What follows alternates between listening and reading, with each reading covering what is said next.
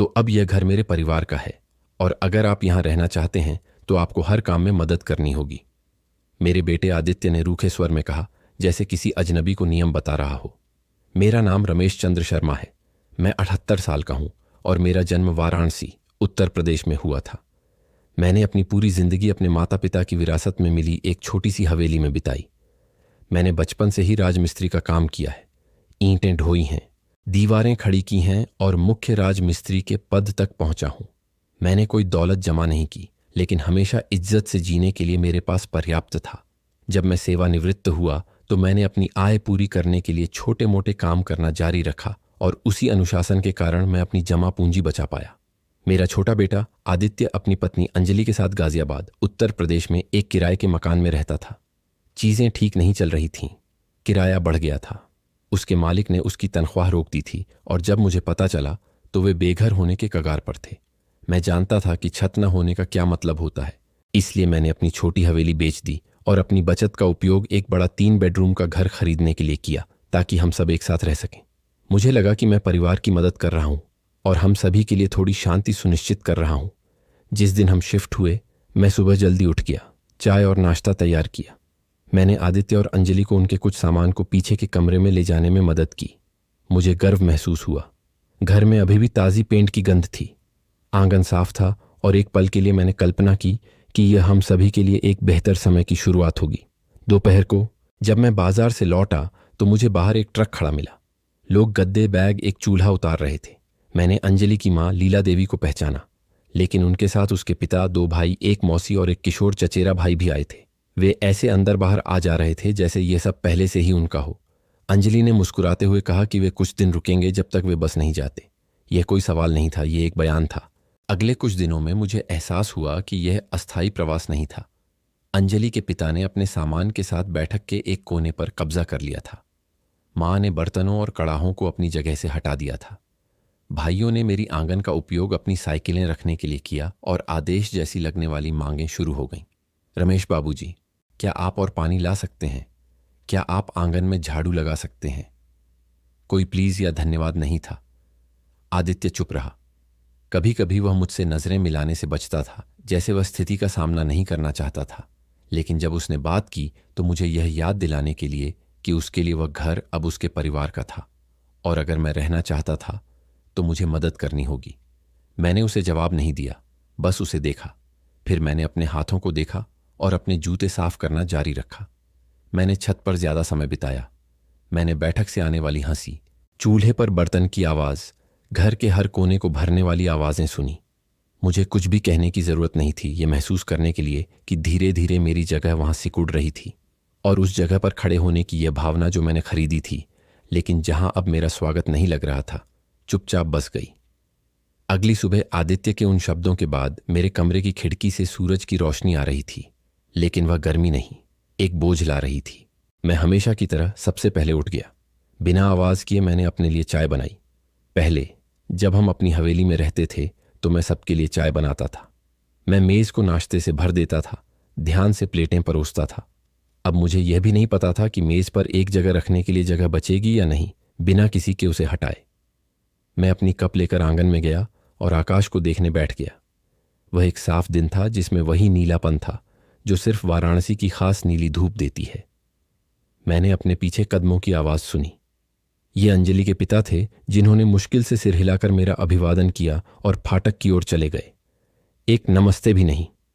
कुछ मिनटों बाद अंजलि के 2 भाई साइकिल लेकर बाहर निकले, धूल उड़ाते हुए, और उनमें से एक ने दरवाजा खुला छोड़ दिया। मुझे अब घर जैसा महसूस नहीं हो रहा था। हर कोना किसी ऐसी चीज से भरा हुआ था जो मेरी नहीं थी। बैठक में अंजलि की मौसी ने सोफे पर सोने के लिए एक रजाई बिछा दी थी। भोजन कक्ष में मुझे नहीं पता था कि एक बड़ा कपड़ों का बक्सा था। रसोई में मेरे बर्तन उनके साथ मिल गए थे और पुराने कढ़ाई जो मैंने सालों तक इस्तेमाल किए थे अब एक कोने में ढेर कर दिए गए थे जैसे वे बेकार हों। उस दिन जब मैं अपने लिए और चाय डाल रहा था, मैंने रसोई में एक बातचीत सुनी। अंजलि अपनी माँ से कह रही थी, माँ, यहाँ हम बेहतर रहेंगे, यहाँ हमें कोई नहीं निकालेगा। उसकी माँ ने जवाब दिया, हाँ, ये घर सबके लिए एकदम सही है। रमेश बाबूजी अब बूढ़े हो गए हैं, उन्हें इतनी जगह की जरूरत नहीं है। उन्हें नहीं पता था कि मैं सुन रहा था, या शायद पता था और उन्हें परवाह नहीं थी। मैंने कोई जवाब नहीं दिया।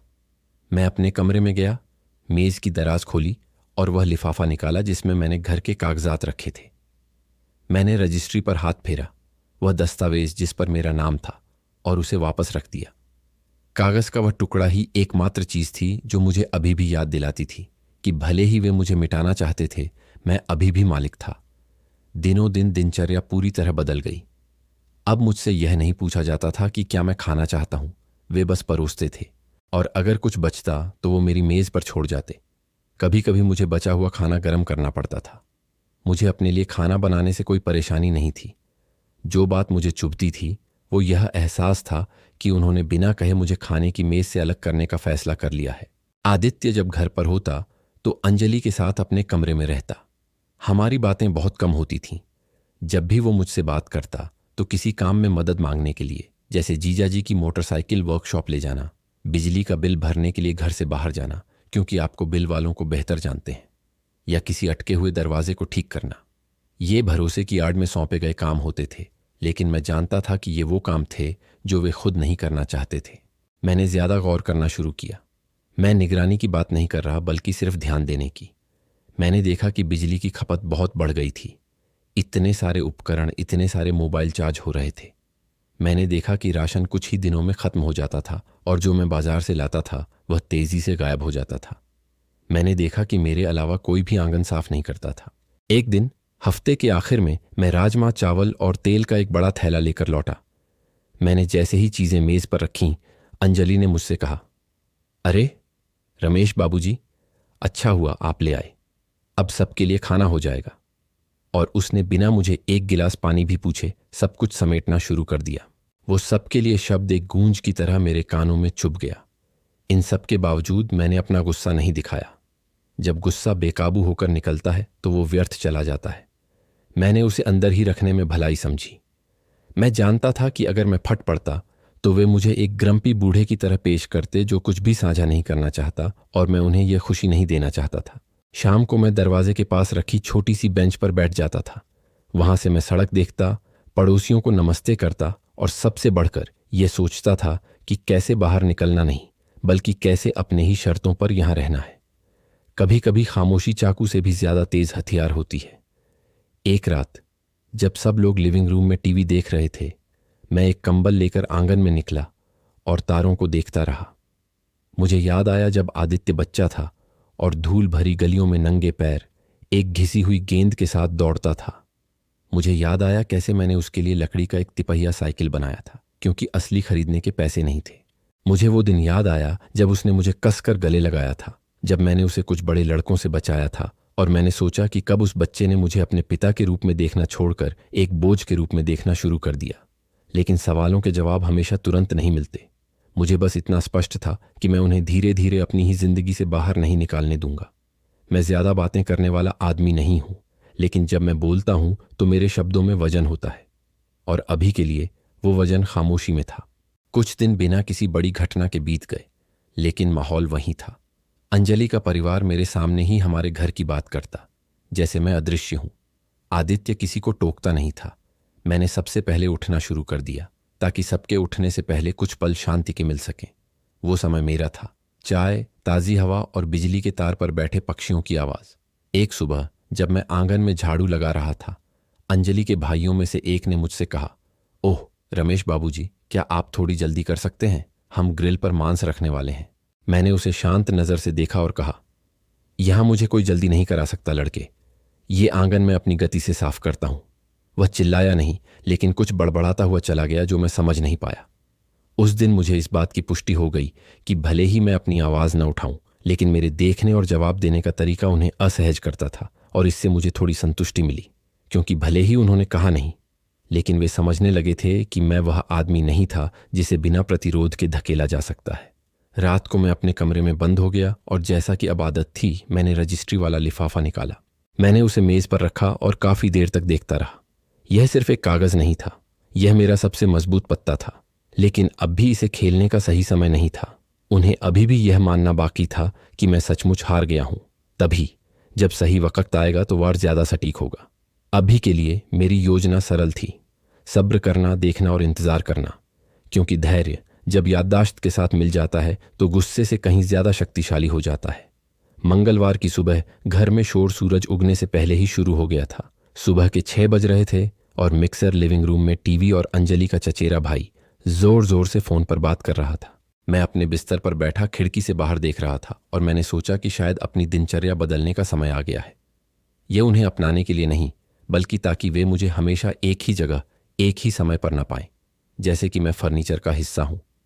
मैंने कपड़े पहने, अपनी सबसे निजी चीजें एक बक्से में रखीं, कुछ तस्वीरें, एक पुरानी घड़ी, रजिस्ट्री वाला लिफाफा, और उन्हें अलमारी के अंदर रख दिया।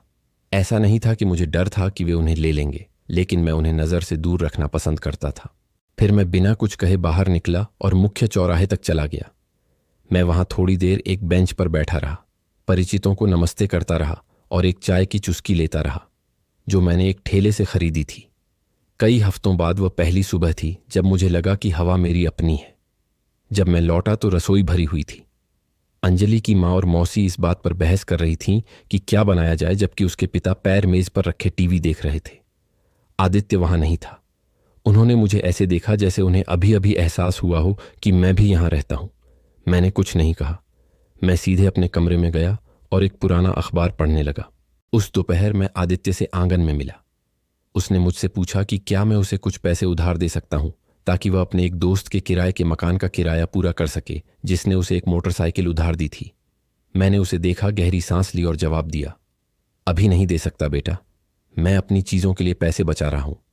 उसे यह पसंद नहीं आया। उसके चेहरे का भाव बदल गया, लेकिन उसने जोर नहीं दिया। यह पहली बार था जब हम यहां आए थे और मैंने उसे नहीं कहा था, और हालांकि मुझे बुरा लगा, मुझे लगा कि यह जरूरी था। अगले कुछ दिनों में मैंने ज्यादा बाहर निकलना शुरू कर दिया। मैं बाजार जाता था, लेकिन मैं पड़ोसियों से बात करने के लिए भी रुकता था। एक पुराने दोस्त से मिलने जाता था जिसकी बढ़ई की दुकान थी। मैंने अपनी स्थिति के बारे में ज्यादा कुछ नहीं बताया, लेकिन मैंने सुना, मैंने देखा। मेरे लिए हर एक बाहर निकलना इस बात की याद दिलाता था कि इन दीवारों के बाहर भी एक दुनिया थी और सब कुछ अंजलि के परिवार के नियंत्रण में नहीं था। एक रविवार की सुबह जब सभी सो रहे थे, मैं जल्दी उठा और नाश्ता बनाया। अंडे, ताजी बनी रोटियां और गर्मा गर्म चाय। मैंने मेज वैसे ही लगाई जैसे मैं पहले करता था, साफ प्लेटों और मुड़ी हुई नैपकिन के साथ। मैं अकेला बैठकर खाने लगा। जब वे उठना शुरू हुए तो मैं अपने बर्तन धो रहा था। अंजलि ने मुझसे कहा, अरे सबके लिए नहीं बनाया। मैंने बिना देखे जवाब दिया, आज मैंने अपने लिए बनाया। हर कोई जानता है कि अपना दिन कैसे शुरू करना है। कुछ सेकंड के लिए रसोई में सन्नाटा छा गया। फिर मैंने सुना कि माँ धीरे धीरे कुछ बड़बड़ा रही थी, लेकिन मुझे कोई फर्क नहीं पड़ा। उस छोटे से इशारे ने मुझे वह दिया जो मैंने लंबे समय से महसूस नहीं किया था, नियंत्रण। यह मेरी एक सीमा तय करने का तरीका था, भले ही वह सबसे सरल चीज में हो, और मैंने पाया कि इससे उन्हें असुविधा हुई। वे इस बात के आदी नहीं थे कि मैं उन्हें कुछ भी दिए बिना अपनी मर्जी से काम करूं। समय के साथ मैंने ऐसी ही दूसरी चीजें भी करना शुरू कर दिया। मैं अपने कपड़े अलग धोता था, अपने भोजन को अलमारी के अंदर एक थैले में रखता था। जब मैं बाहर जाता था तो अपने कमरे का दरवाजा बंद कर देता था। यह खुद को अलग करने के लिए नहीं था, बल्कि यह स्पष्ट करने के लिए था कि मेरा और मेरी चीजों का कुछ हिस्सा ऐसा था जो उनका नहीं था। एक गुरुवार की दोपहर अंजलि के बड़े भाई ने अपनी मोटरसाइकिल आंगन में खड़ी कर दी, जिससे कपड़े धोने के रास्ते में रुकावट आ गई। जब मैं कपड़ों की बाल्टी लेकर पहुंचा तो मैंने उससे उसे हटाने के लिए कहा। उसने कहा कि उसे जल्दी है और वह उसे बाद में हटा देगा। मैंने बहस नहीं की। मैं कमरे में गया, अपनी चाबियों का गुच्छा लिया और खुद मोटरसाइकिल को हटाकर बाहर फुटपाथ पर रख दिया। वह गुस्से में बाहर आया और कहा कि मुझे उसे छूने का कोई अधिकार नहीं है। मैंने उसकी आंखों में देखा और जवाब दिया, और तुम्हें मेरे घर में मेरा रास्ता रोकने का कोई अधिकार नहीं है। उस आखिरी वाक्य ने उसे चुप कर दिया। उस रात आदित्य मेरे कमरे में आया। उसने हमेशा की तरह दस्तक नहीं दी। उसने मुझसे पूछा कि क्या परिवार के कुछ और सामान आंगन में रखने में कोई दिक्कत है, क्योंकि वे अपने लिए एक कमरा ठीक करवा रहे थे। मैंने कहा कि आंगन कोई गोदाम नहीं है और अगर उन्हें जगह चाहिए तो वे बाहर ढूंढ सकते हैं। उसने अपने होंठ कसे और कहा कि मैं बदल रहा हूं। मैंने जवाब नहीं दिया। कभी कभी चुप्पी बहस से ज्यादा भारी पड़ती है। इस बीच मैं सब कुछ अपनी याददाश्त में संजोता रहा। मैंने लिखा नहीं, लेकिन मुझे हर नजर, हर शब्द, हर अनादर याद था। नफरत के लिए नहीं, बल्कि इसलिए कि मैं जानता था कि एक दिन वह जानकारी काम आएगी।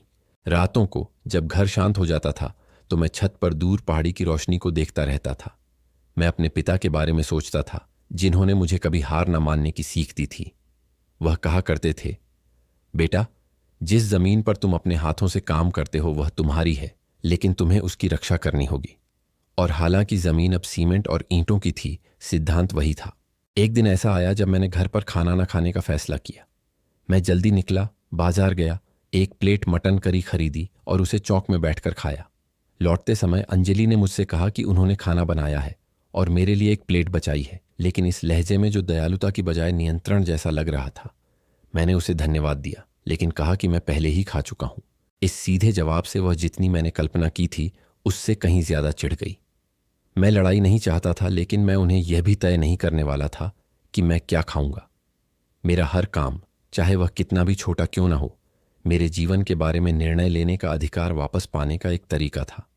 और इस तरह धीरे धीरे घर मेरी अनुपस्थिति और मेरी चुप्पी को महसूस करने लगा। मैं कोने में बैठा चुपचाप दादाजी नहीं था। मैं वह आदमी था जो उनकी पहुंच से बाहर निकलना शुरू कर रहा था, जो उनकी उम्मीद के मुताबिक जवाब नहीं दे रहा था। और हालांकि वे अभी तक यह नहीं जानते थे, मेरे हर कदम ने उनके द्वारा हमारे बीच बनाई गई दीवार से एक ईंट हटा दी थी। मैं जानता था कि चीज़ों को टूटने के बिंदु तक पहुंचने में अभी समय लगेगा, लेकिन मैं यह भी जानता था कि जब वह क्षण आएगा तो वे मुझे कमज़ोर या इस्तीफा दिया हुआ नहीं पाएंगे, वे मुझे तैयार पाएंगे। घर में तनाव अब अदृश्य नहीं था, इसे महसूस किया जा सकता था। हवा में एक अजीब सी कटुता घुल रही थी, ठीक वैसे ही जैसे बारिश से पहले हवा भारी हो जाती है। मैं हर कदम पर इसे महसूस करता था, जब भी गलियारे से गुजरता या जब रसोई का दरवाज़ा खोलता और ऐसी नज़रें पाता जिनमें मैं शामिल नहीं था। उन्हें कुछ कहने की ज़रूरत नहीं थी, दीवारें ही सब बता देती थीं। यह शुक्रवार की शाम थी और मैं आंगन में सूखी पत्तियां झाड़ रहा था। अंजलि का बड़ा भाई एक प्लास्टिक की कुर्सी पर मोबाइल देख रहा था। मैं उसके पास गया और उससे कहा कि अपनी पीठ पर लादे बैग को हटाए, वह कपड़े धोने के रास्ते को रोक रहा था। उसने मेरी ओर देखा भी नहीं, बस कहा, अभी हटाता हूं। मैं झाड़ता रहा, लेकिन 10 मिनट बाद भी बैग वहीं था। मैं गया, उसे उठाया और एक कोने में रख दिया। तभी उसने सिर उठाया और कहा, अंकल जी, आपको मेरी चीजों को छूने का कोई अधिकार नहीं है। मैंने उसे घूर कर देखा और जवाब दिया, और तुम्हें भी अपनी चीजें दूसरों के रास्ते में छोड़ने का कोई अधिकार नहीं है, यह सीख लो। आवाज तेज नहीं थी, लेकिन शब्दों में वजन था। वह उठा, झुंझलाया और घर के अंदर चला गया। कुछ ही मिनटों बाद मैंने उसे अपनी माँ और अंजलि से रसोई में यह कहते हुए सुना कि मैं बदमिजाज हो रहा हूं।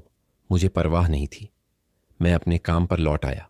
उसी रात जब आदित्य आया तो अंजलि ने उसे दरवाजे पर ही रोका। मैंने सब कुछ नहीं सुना, लेकिन अपना नाम कई बार सुना। वह बिना पूछे मेरे कमरे में आ गया, जैसा कि अब आदत हो गई थी। बाबूजी, क्या हो रहा है? लोग कह रहे हैं कि आप सबसे झगड़ रहे हैं। मैंने अखबार बंद किया और उसे देखा। मैं किसी से नहीं झगड़ रहा मेरे बेटे, मैं बस इज्जत चाहता हूं, और अगर तुम्हारे लोगों को यह पसंद नहीं तो यह मेरी समस्या नहीं है। उस आखिरी बात से उसे दुख हुआ। वह कुछ सेकंड चुप रहा और फिर बोला, तो याद रखिए कि यह घर सबके लिए है, और अगर आप यहां रहना चाहते हैं तो शांति से रहना होगा। मैं मुश्किल से मुस्कुराया और जवाब दिया, शांति तब शुरू होती है जब एक व्यक्ति दूसरे का सम्मान करता है। आदित्य, तुम भी यह याद रखो। उसने आवाज नहीं उठाई, लेकिन वह स्पष्ट रूप से नाराज होकर चला गया। दिन बीतते गए और मैंने देखा कि अंजलि का परिवार मुझे असहज करने के लिए छोटी छोटी चीजें बदलने लगा था। जिस कुर्सी पर मैं हमेशा मेज पर बैठता था, एक दिन वह मेज पोशों से भरे डिब्बे से ढकी मिली। मेरी चाय का कप गायब हो गया, और जब मुझे वह मिला तो वह आंगन के एक कोने में मिट्टी से भरा पड़ा था। रसोई में वह जगह जहां मैं अपनी चीजें रखता था, वह डिब्बा बंद और थैलों से भर दी गई जो मेरे नहीं थे। यह इत्तेफाक नहीं था। मैं चीख पुकार से जवाब नहीं देता था, मैं अपने कर्मों से जवाब देता था। एक शनिवार को मैं सुबह जल्दी उठ गया और अपनी कुर्सी छत पर ले गया, एक ऐसी जगह जहां मुझे हमेशा सुबह की धूप मिलती थी। नाश्ता करते समय अंजलि की मां पास आई और बोली, वह कुर्सी बैठक की है, बेहतर होगा कि आप उसे वापस रख दें। मैंने जवाब दिया, यह कुर्सी मैंने खरीदी है और जहां मैं इसे रखूंगा वहीं रहेगी। महिला ने जवाब नहीं दिया, लेकिन उसके चेहरे पर कठोरता थी। उसी दिन शाम को मैं बाजार गया और फल, रोटी और पनीर खरीद कर लाया। मैंने सब कुछ एक डिब्बे में रखा, जिसे मैंने अपने कमरे में रखा। जब अंजलि ने देखा तो उसने पूछा, और वह खाना आप अपने कमरे में रखेंगे?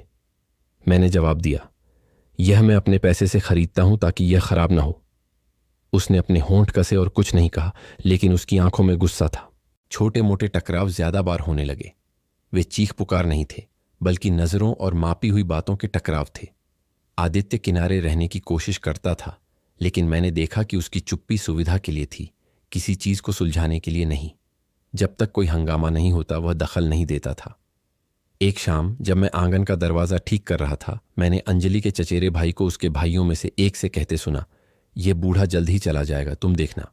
मैं बिना हिले डुले वहीं खड़ा रहा ताकि उन्हें पता न चले कि मैं सुन रहा हूं। मैंने उन्हें जवाब नहीं दिया, लेकिन मैंने उन शब्दों को याद रखा। उस रात मैंने छत पर अकेले खाना खाया। हवा ताज़ा थी और दूर से सड़क की बत्तियां टिमटिमा रही थीं। मैं उन सभी बातों के बारे में सोच रहा था जो मेरे आने के बाद से हुई थीं। मुझे अनादर का हर छोटा इशारा याद था, हर वह शब्द जो मुझे छोटा महसूस कराने की कोशिश करता था।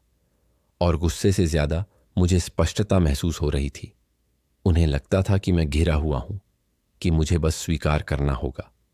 उन्हें यह नहीं पता था कि उन्होंने अभी तक वह नहीं देखा था जो मैं करने में सक्षम हूं जब वे मुझे मेरे अपने ही क्षेत्र से मिटाना चाहते हैं। रविवार की सुबह मैंने तय किया कि मैं पूरे दिन घर में बंद नहीं रहूंगा। मैं बाबूजी, एक पुराने दोस्त से मिलने गया जो अब एक मैकेनिक कार्यशाला चलाता था। मैंने कई घंटे वहां बातचीत और चाय पीने में बिताए। शाम को लौटते समय अंजलि ने मुझे सूखे लहजे में बुलाया। आज आपने खाने पर नहीं थे, हमने सबके लिए दाल चावल बनाए थे। मैंने उसे मुस्कुराकर जवाब दिया, कितना अच्छा। मैंने एक दोस्त के साथ खाना खाया और चला गया। मैंने देखा कि उसका चेहरा कठोर हो गया। वह चाहती थी कि मैं हमेशा उसके नियंत्रण में रहूं, उसके समय, उसके नियमों के अनुसार उपलब्ध रहूं। हर बार जब मैं उसकी इस उम्मीद को तोड़ता था तो मैं उस पर थोड़ा सा नियंत्रण खो देता था, और यह धीरे धीरे उसकी सहनशीलता को कम कर रहा था। उसी हफ्ते आदित्य ने फिर मुझसे पैसे मांगे। उसने कहा कि यह घर के कुछ खर्चों को पूरा करने के लिए था।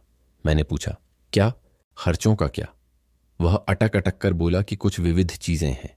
मैंने जवाब दिया, अगर तुम मुझे ठीक ठीक नहीं बता सकते कि किसमें, तो मैं तुम्हारी मदद नहीं कर सकता। वह चिढ़ गया, पर उसने जोर नहीं दिया। वह जानता था कि माहौल बदल रहा है। अभी निर्णायक रूप से कार्य करने का समय नहीं था, लेकिन यह स्पष्ट करने का समय था कि वे मुझे अपनी बिसात पर एक मोहरे की तरह नहीं हिला सकते। और हर बार जब मैं दृढ़ रहा तो उन्होंने इसे महसूस किया, भले ही उन्होंने इसे स्वीकार न किया हो। गुरुवार की रात जब सब टीवी देख रहे थे, मैं टहलने के लिए बाहर निकल गया। रात की हवा ने मेरे दिमाग को साफ कर दिया। मैं मंदिर के सामने से गुजरा और कुछ मिनट चुपचाप वहीं खड़ा रहा। सोच रहा था, अभी बदला लेने के बारे में नहीं, बल्कि रणनीति के बारे में। वर्षों के काम से सीखी हुई धैर्य अब मुझे पहले से कहीं ज्यादा काम आ रहा था। वापस लौटने पर घर में सन्नाटा पसरा हुआ था। मैं बैठक से गुजरा और अपनी कुर्सी खाली देखी। मैंने उसे वापस उसकी जगह पर रखा और बैठ गया, टीवी देखने के लिए नहीं, बल्कि वहां मौजूद रहने के लिए, उस जगह पर कब्जा करने के लिए जो मेरी है। वे मेरी चीजें हटा सकते थे, वे मेरे पीठ पीछे बातें कर सकते थे, लेकिन जब तक मैं वहां मौजूद था, उन्हें यह याद दिलाता रहा कि मैं अदृश्य नहीं हूं, तब तक कहानी अभी लिखी नहीं गई थी। गाजियाबाद में जुलाई की गर्मी किसी को नहीं बख्शती। उस हफ्ते सूरज आंगन की टीन की छत पर सीधा गिरता हुआ लग रहा था और घर के अंदर हवा भारी हो गई थी। मैं हमेशा की तरह सुबह जल्दी उठ गया ताकि सुबह की ताजगी का फायदा उठा सकूं। मैं छत पर झाड़ू लगा रहा था, तभी मुझे रसोई में एक जोरदार आवाज सुनाई दी। मैं अंदर गया और अंजलि के किशोर चचेरे भाई को एक बर्तन जमीन पर गिराते हुए पाया। मैंने नहीं गिराया, वह खुद ही गिर गया, उसने कंधे उचकाते हुए कहा। वह बर्तन जो मैंने कुछ महीने पहले ही अपने पैसों से खरीदा था, दब गया था। मैं झुककर उसे उठाया और उसकी आंखों में देखते हुए बोला, इस घर में जब कोई कुछ तोड़ता है तो वह बताता है और उसकी जिम्मेदारी लेता है। उसने एक उपहास भरी हंसी दी और बिना जवाब दिए बाहर निकल गया। अंजलि, जो बर्तन धो रही थी, ने मुझे देखा और कहा, अरे रमेश अंकल जी, एक बर्तन के लिए इतना गुस्सा मत होइए, यहां सब कुछ सबका है। ये वाक्य एक खुले घाव पर नींबू छिड़कने जैसा था। मैंने उसे देखा और जवाब दिया, नहीं अंजलि, यहां कुछ भी सबका नहीं है। यहां ऐसी चीजें हैं जिनके पैसे मैंने दिए हैं और मैं सम्मान करता हूं कि वे सबके उपयोग में हैं, लेकिन इसका मतलब यह नहीं कि उनकी देखभाल न की जाए। उसने भौहें चढ़ाईं, लेकिन कुछ और नहीं कहा। सुबह के बीच में आदित्य काम से लौटा। जैसे ही वह अंदर आया, अंजलि ने उसे बर्तन वाली बात बताई, लेकिन अपने तरीके से, यह कहते हुए कि मैं बुरे मूड में था और बच्चों को डांट रहा था। आदित्य मेरे कमरे में आया। बाबूजी, क्या हुआ? मैं छोटी मोटी बातों पर झगड़ा नहीं चाहता। मैंने जो किताब पढ़ रहा था उसे बंद किया और जवाब दिया, बेटा, छोटी मोटी बातें ही सम्मान को तोड़ना शुरू करती हैं, और अगर तुम उसे समय रहते नहीं रोकोगे तो बाद में कोई वापसी नहीं होती। मुझे नहीं पता कि वह समझा या नहीं, लेकिन वह चुप रहा। उसने अपने चेहरे पर हाथ फेरा और मुझसे कहा, बस यहां हम सबको साथ रहना सीखना होगा। मैंने उसे देखा और जवाब दिया, सह अस्तित्व दूसरों की चीजों का सम्मान करने से शुरू होता है। अगर ऐसा नहीं है तो यह सह अस्तित्व नहीं बल्कि दुरुपयोग है। उस दिन मैंने घर पर दोपहर का भोजन न करने का फैसला किया। मैं अपनी सालों पुरानी दोस्त श्रीमती मार्ता की रसोई में गया। उसने मुझे गले लगाकर स्वागत किया, एक प्लेट गर्मागर्म दाल और एक ठंडा शिकंजी परोसा। हमने थोड़ी देर बातें की और मुझे बिना किसी निर्णय के सुना जाना अच्छा लगा। जब मैं देर शाम लौटा तो घर का माहौल तनावपूर्ण था। अंजलि की मां ने मुझे रसोई में बुलाया। रमेश अंकल जी, हमें बात करनी है। मैं बैठ गया, हालांकि मैं पहले से ही जानता था कि बात कहाँ जा रही थी। बस, हमने देखा है कि हाल ही में आप बहुत अलग रहते हैं, जैसे आप हमारे साथ कुछ साझा नहीं करना चाहते, और यहां हम सबको सहयोग करना होगा और जरूरत पड़ने पर मदद करनी होगी। मैंने गहरी सांस ली और जवाब दिया, सहयोग करना आदेशों का पालन करना नहीं है। मदद करना वह सब करना नहीं है जो आप नहीं करना चाहते, और साझा करने का मतलब यह नहीं कि मेरी हर चीज का अनादर से इस्तेमाल किया जाए। एक असहज चुप्पी छा गई। अंजलि की मौसी जो सुन रही थी कुछ ऐसा बड़बड़ाई जैसे अगर उन्हें पसंद नहीं है तो वे चले जाएं। तभी मुझे हफ्तों में पहली बार असली गुस्से का झटका लगा। मैं धीरे से उठा, उन दोनों की तरफ देखा और कहा, मैं कहीं नहीं जा रहा। यह घर मैंने खरीदा है और जब तक मेरी रजिस्ट्री में मेरा नाम है मैं यहीं रहूंगा। जिसे यह मंजूर नहीं वह जानता है कि दरवाज़ा कहाँ है। और मैं रसोई से बाहर निकल गया। उस रात आदित्य मेरे कमरे में आया, दरवाज़ा बंद किया और धीमी आवाज़ में मुझसे कहा, बाबूजी, हम ऐसे नहीं चल सकते। अंजलि बहुत नाराज़ है, मेरी सास भी। अगर हम ऐसे ही रहे तो बड़ी समस्याएं होंगी। मैंने उसे देखा और कहा, समस्याएं इसलिए शुरू नहीं होती क्योंकि मैं सीमाएं तय करता हूं आदित्य।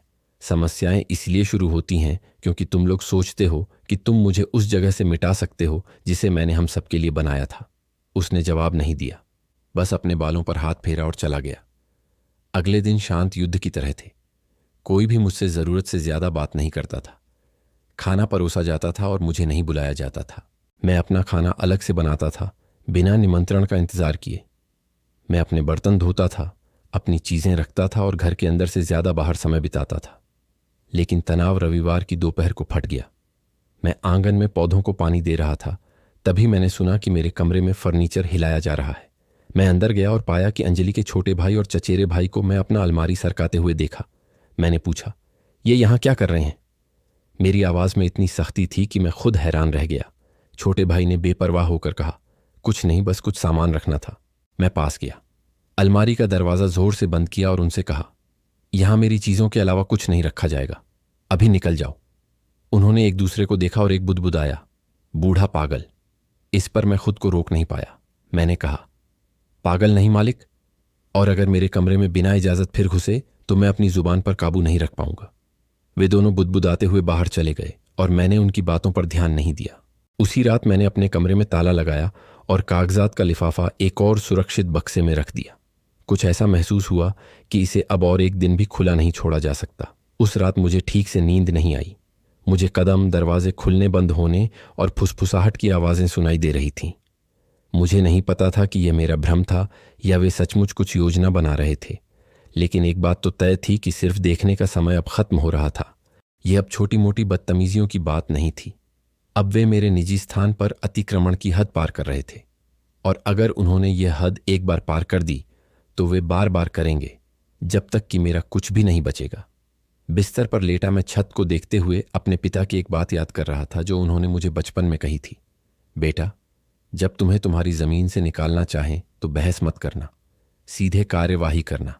यह बात सुबह तक मेरे साथ रही, और उस दिन सुबह का मेरे लिए कुछ और ही मतलब था। धैर्य की भी एक सीमा होती है और मेरी सीमा करीब थी। मेरे कमरे में हुई घटना के बाद का हफ्ता अलग था, इसलिए नहीं कि अंजलि के परिवार ने अपना रवैया बदल दिया था, बल्कि इसलिए कि मैंने चुपचाप एक फैसला ले लिया था। मैं उनके निकाले जाने का इंतजार नहीं करने वाला था। मैं अगला कदम उठाने से पहले ही हरकत में आ जाता, और इसके लिए मुझे योजना बनानी थी। सोमवार की सुबह मैं सबके उठने से पहले ही निकल गया। मैं चौक तक गया और हमेशा वाली बेंच पर बैठ गया जो मंदिर के सामने थी। वहां मुझे मेरे पुराने दोस्त, काम के साथी बाबूजी मैनुअल मिल गए। मैंने उन्हें चाय का न्योता दिया और हमने काफ़ी देर तक बातें की। मैंने उन्हें सब कुछ नहीं बताया, लेकिन इतनी बात ज़रूर कही कि उन्हें मेरी ज़रूरत समझ में आ जाए। उन्होंने कहा, जब अपने ही घर में तुम्हें मालिक की तरह न समझा जाए तो उन्हें याद दिलाने का समय आ गया है कि तुम कौन हो। उनकी बातें मेरे दिल में उतर गईं। घर लौटने से पहले मैं उस नोटरी गया जहां मैंने सालों पहले रजिस्ट्री पर दस्तखत किए थे। मैंने वकील साहब श्री गोमेज को सलाम किया, जो एक बुजुर्ग आदमी थे और मुझे दशकों से जानते थे। मैंने उनसे ऐसे ही, जैसे कोई खास बात नहीं थी, किसी संपत्ति में बदलाव करने की प्रक्रिया के बारे में पूछा। मैंने उन्हें विवरण नहीं दिया, लेकिन उन्होंने मुझे सभी कदम समझा दिए। मैं वहां से और साफ दिमाग के साथ और अपनी जेब में एक मुड़ा हुआ कागज लिए निकला, जिसमें उन दस्तावेजों की सूची थी जिनकी मुझे जरूरत पड़ सकती थी। जब मैं घर पहुंचा तो स्थिति वैसी ही थी। अंजलि और उसकी मां रसोई में, उसके भाई टीवी देख रहे थे, चचेरा भाई सोफे पर सोया हुआ था। किसी ने मुझसे यह नहीं पूछा कि मैं कहाँ गया था। मैं अपने कमरे में बंद हो गया और सूची को रजिस्ट्री वाले लिफाफे में रख दिया। अगले कुछ दिनों में मैंने खुद को व्यवस्थित करना शुरू किया। मैंने अपनी चीज़ें देखीं, जो वाकई महत्वपूर्ण थीं उन्हें अलग किया, और जिन्हें मैं आसानी से छोड़ सकता था उन्हें अलग रखा। मुझे एहसास हुआ कि मेरी बहुत सी चीज़ों का भौतिक मूल्य नहीं था, लेकिन भावनात्मक मूल्य बहुत था। तस्वीरें, पत्र, सालों से इस्तेमाल किए हुए औजार। मैंने उन्हें एक मजबूत बक्से में रखा और अलमारी के एक कोने में छुपा दिया। उसे एक पुरानी कंबल से ढक दिया ताकि कोई उसे देख न सके। एक बुधवार को मैंने सभी के व्यस्त होने का फायदा उठाया और कुछ ऐसा किया जो हमने आने के बाद से नहीं किया था। घर के हर कोने की जांच की। मैं कुछ खास नहीं ढूंढ रहा था, बस जमीन का अंदाजा लगाना चाहता था। यह जानना चाहता था कि कौन सी जगह मेरी थी और कौन सी पर वे पहले ही कब्जा कर चुके थे। मैंने देखा कि आंगन में जो स्टोर रूम पहले खाली था, अब अंजलि के परिवार के बक्सों से भरा हुआ था। मैंने यह भी देखा कि उन्होंने एक कमरे में ताला लगा दिया था जो पहले खाली था। मुझे आश्चर्य नहीं हुआ, लेकिन इसने इस बात की पुष्टि जरूर की कि वे आगे बढ़ रहे थे, ज्यादा से ज्यादा जगह घेर रहे थे। मैंने कुछ नहीं कहा, मैंने बस देखा, और देखते देखते मैंने अपनी अगली चाल का मानसिक नक्शा तैयार कर लिया। गुरुवार को मैं सुबह जल्दी बाजार गया। मैंने हमेशा की तरह की खरीदारी की, लेकिन लोहे की दुकान पर भी गया और एक छोटा सा संयोजन ताला खरीदा। उसी शाम मैंने उसे अपने कमरे के दरवाजे पर लगा दिया। अंजलि ने इसे देखा और मुझसे जिज्ञासा और झुंझलाहट के मिले जुले लहजे में पूछा, और ये किस लिए? मैंने बिना आवाज ऊंची के जवाब दिया, अपनी चीजों की देखभाल के लिए, जैसे तुम लोग अपनी चीजों की करते हो। उसने और कुछ नहीं कहा, लेकिन उसके चेहरे के हाव भाव ने मुझे पुष्टि कर दी कि मेरा संदेश उस तक पहुंच गया था। वह ताला मेरी रक्षा का पहला दृश्यमान कार्य था। उसके बाद मुझे लगा कि मैं अपनी जमीन वापस पाना शुरू कर सकता हूं। शुक्रवार को आदित्य ने मुझसे बैंक में पैसे जमा करने के लिए साथ चलने को कहा। मैंने हां कर दी, इसलिए नहीं कि मैं चाहता था, बल्कि इसलिए कि मैं देखना चाहता था। जब वह कैशियर से बात कर रहा था, मैं ब्रोशर देख रहा था और वकील साहब गोमेज की बातें याद कर रहा था। मुझे पता था कि अगर सब कुछ योजना के अनुसार हुआ तो मुझे जल्द ही खुद बैंक जाना होगा अन्य कामों के लिए, ऐसे काम जिनकी आदित्य ने कल्पना भी नहीं की होगी। उस रात जब सभी लोग टीवी पर एक कार्यक्रम देख रहे थे, मैं आंगन में चला गया। मैं आसमान को देखता रह गया। बारिश से पहले की वो हल्की गर्म हवा महसूस हुई। फिर से अपने बाबूजी की याद आई। वो हमेशा कहते थे कि आंधी बिना बताए आती है, पर जो तैयार होता है उसे डर नहीं लगता। मैं अब तैयारी कर रहा था। शनिवार को दोपहर के भोजन के बाद मैंने अपने एक और दोस्त श्री बाबू से मिलने का फैसला किया, जो मेरे साथ कई निर्माण स्थलों पर मुख्य राजमिस्त्री का काम कर चुके थे। वो नगर पालिका और संपत्ति पंजीकरण कार्यालय में लोगों को जानते थे। हमने शाम को देर तक बातें की और धीरे धीरे मैंने उन्हें और भी बातें बताईं। मुझे सब कुछ बताने की जरूरत नहीं थी, लेकिन इतना जरूर बताया जिससे उन्हें समझ आ जाए कि मैं एक महत्वपूर्ण निर्णय लेने वाला हूं। उन्होंने मुझसे कहा, अगर तुम्हें करना है रमेश, तो जल्दी करो और बिना बताए करो। उन्हें प्रतिक्रिया देने का समय मत दो। ये सलाह मेरे योजना का हिस्सा बन गई। मैं शांत कदमों से घर लौटा, जैसे कुछ हुआ ही न हो। अंदर ही अंदर हालांकि मुझे घबराहट और दृढ़ संकल्प का मिला जुला एहसास हो रहा था। रविवार को हम जब नाश्ता कर रहे थे, अंजलि की मां ने जोर से कहा, लगभग चेतावनी भरे लहजे में, जल्द ही हम आंगन ठीक करवा रहे हैं ताकि हमें ज्यादा जगह मिल सके। आदित्य, जो वहीं था, ने सहमति में सिर हिलाया। मैंने बस अपनी चाय की प्याली मेज पर रखी और कहा, मेरी इजाजत के बिना आंगन को हाथ नहीं लगाया जाएगा। जो सन्नाटा छाया वह लंबा था। उस पल मैं बहस नहीं चाहता था। मैं बस यह साफ करना चाहता था कि भले ही मैं ज्यादातर समय चुप रहता हूं, लेकिन मैं न तो अंधा हूं और न ही बहरा, और मेरी आवाज अभी भी है। उस दिन शाम को मैं अकेला टहलने निकल गया। मैं फिर से वकील के दफ्तर के सामने से गुजरा, लेकिन अंदर नहीं गया। मैंने बस इमारत को देखा और उस सूची के बारे में सोचा जो मैंने संभाल कर रखी थी। मुझे जो कुछ भी चाहिए था वह सब मेरे पास था, सिवाय एक छोटी सी चीज के, और वह मुझे अगले कुछ दिनों में मिल जाती। अगले सोमवार मैं जल्दी निकल गया, यह कहकर कि बाजार जा रहा हूं, लेकिन मैंने दूसरा रास्ता लिया। मैं संपत्ति पंजीकरण कार्यालय गया ताकि उस बात की पुष्टि कर सकूं जो मुझे पहले से ही मालूम थी। घर अभी भी मेरे नाम पर था, बिना किसी टिप्पणी के, बिना किसी गिरवी के, बिना किसी सह मालिक के। मैं वहां से पंजीकरण की एक प्रतिलिपि हाथ में लिए बाहर निकला।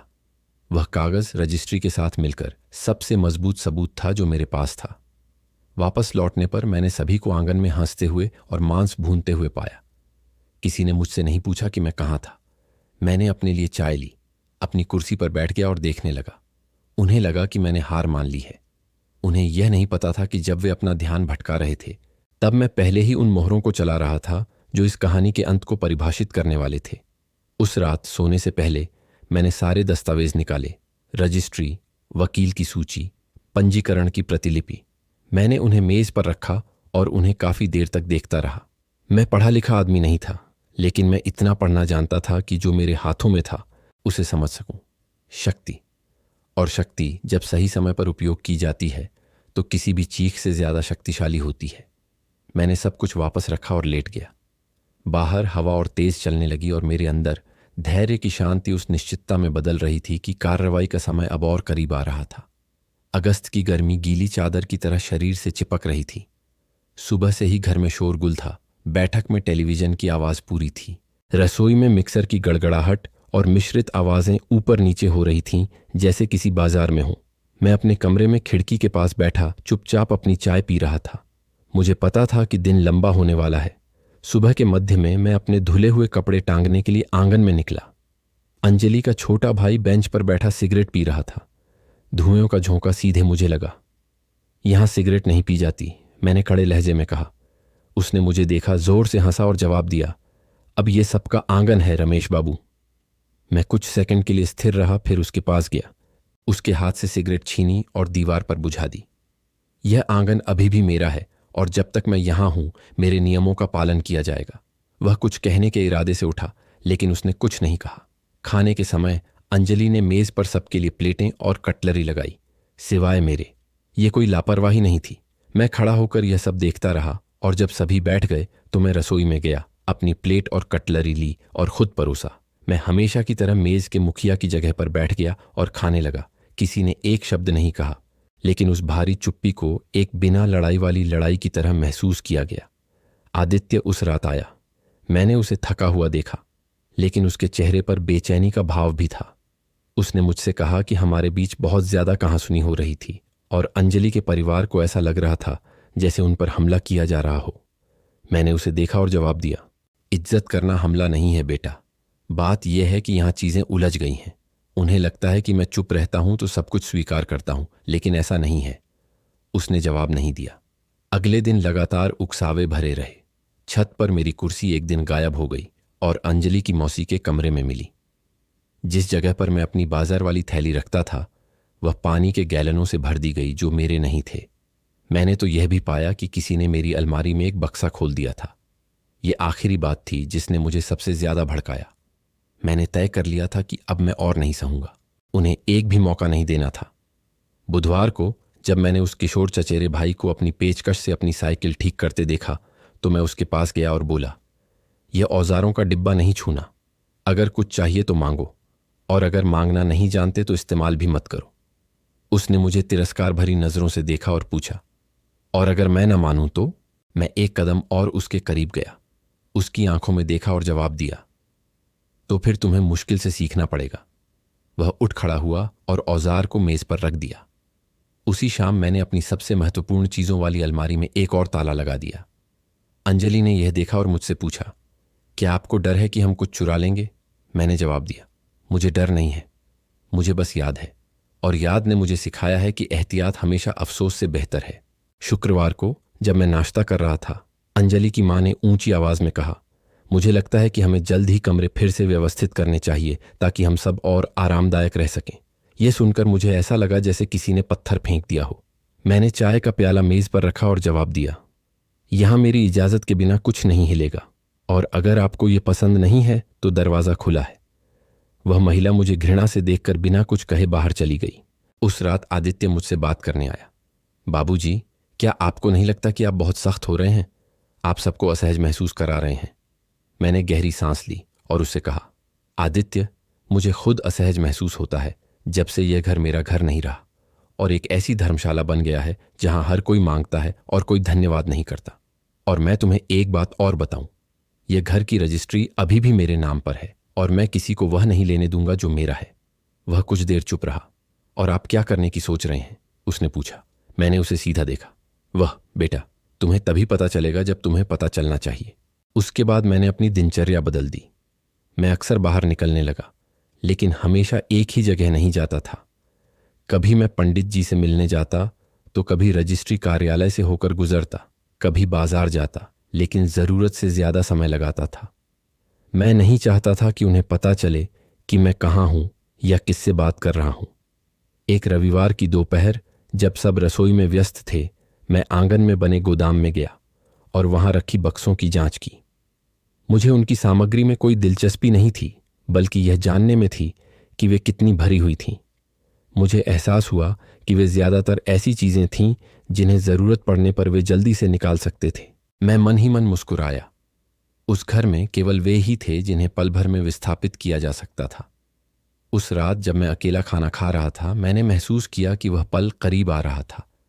मुझे नहीं पता था कि यह एक सप्ताह में होगा या एक महीने में, लेकिन हर हाव भाव, हर शब्द मेरे स्थान पर हर अतिक्रमण स्थिति को एक ऐसे बिंदु की ओर धकेल रहा था जहां से कोई वापसी नहीं होगी।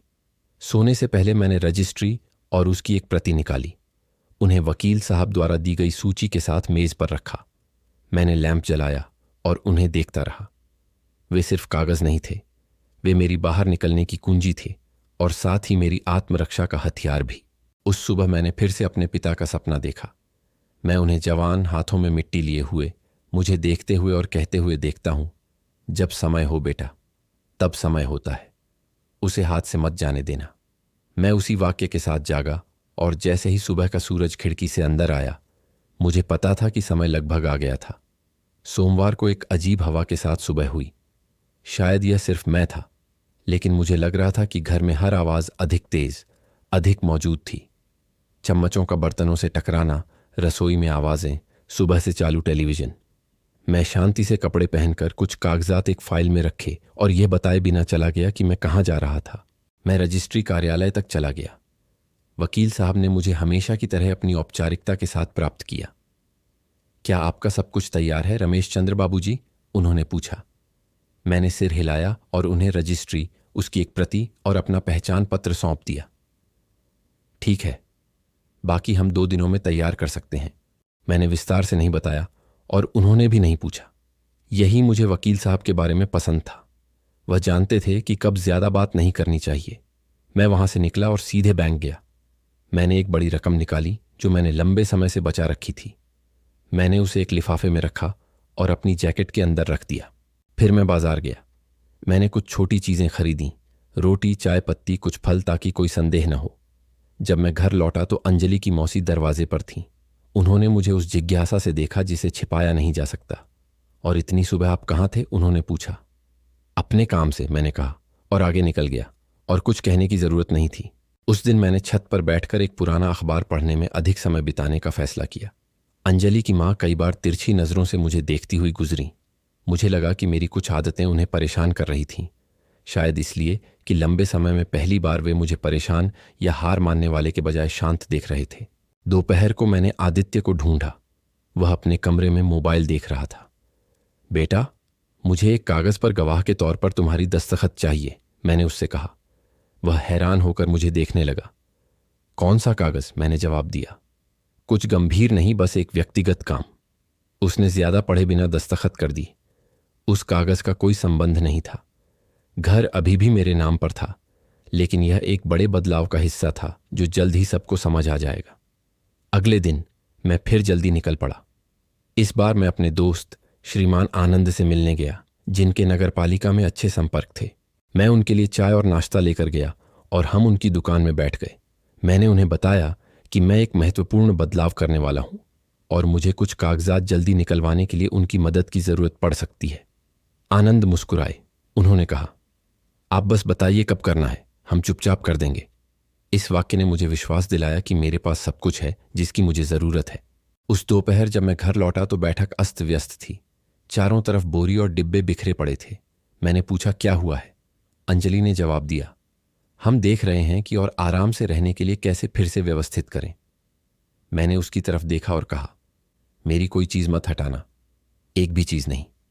उसने कंधे उचका दिए, लेकिन उसकी नजर कह रही थी कि मेरी निश्चिंतता उसे असहज कर रही थी।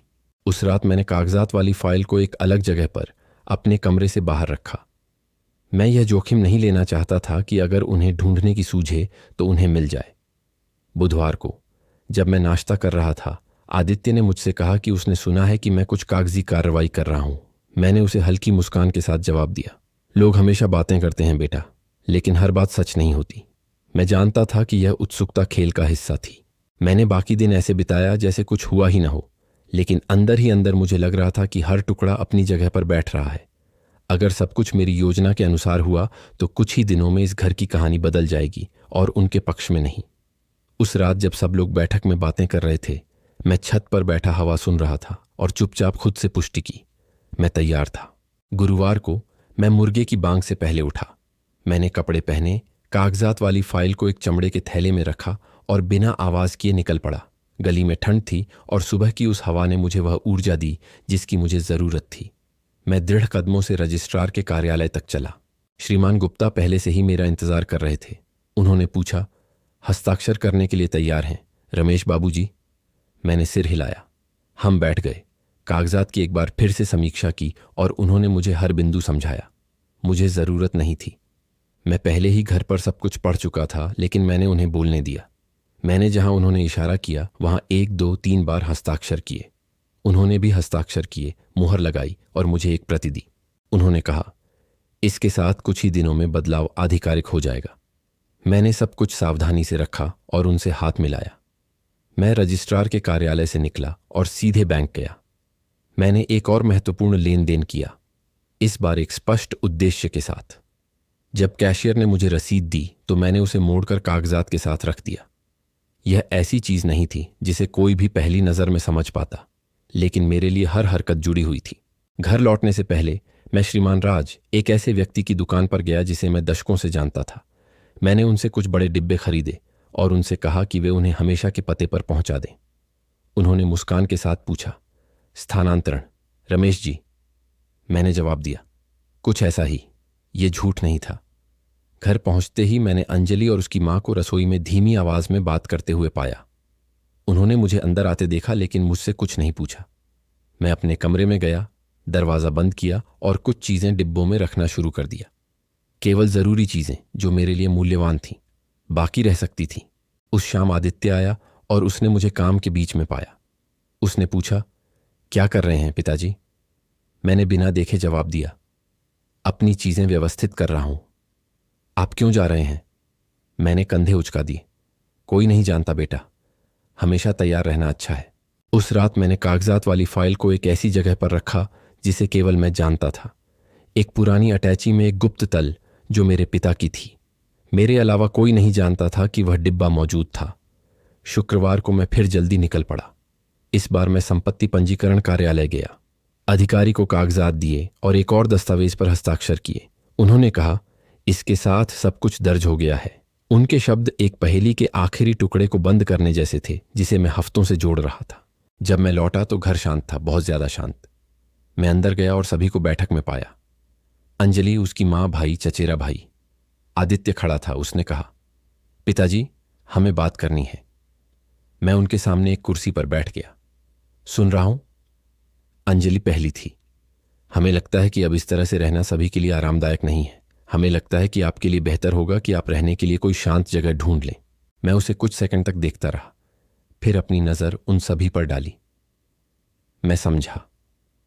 तो आप चाहते हैं कि मैं उस घर से चला जाऊं जिसे मैंने खरीदा था? आदित्य ने नरम करने की कोशिश की। ऐसा नहीं है पिताजी, लेकिन यहां अब बहुत ज्यादा लोग हैं। मैंने उसे रोकने के लिए हाथ उठाया। चिंता मत करो बेटा, आज ही मैंने वह सब कुछ सुलझा लिया है जिसे मुझे सुलझाना था।